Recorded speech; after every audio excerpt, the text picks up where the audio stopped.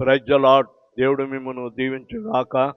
ఈ దినము వాగ్దానము, ధైర్యం తెచ్చుకొని బలముగా నుండుము, భయపడకము, దిగులు పడకము.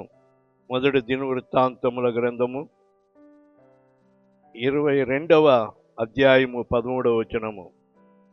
నీవు దేని విషయములో కృంగిపోతున్నావో ధైర్యం తెచ్చుకో, బలముగా నుండు, భయపడవద్దని ఆయన నీకు అభయం ఇస్తూ ఉన్నాడు.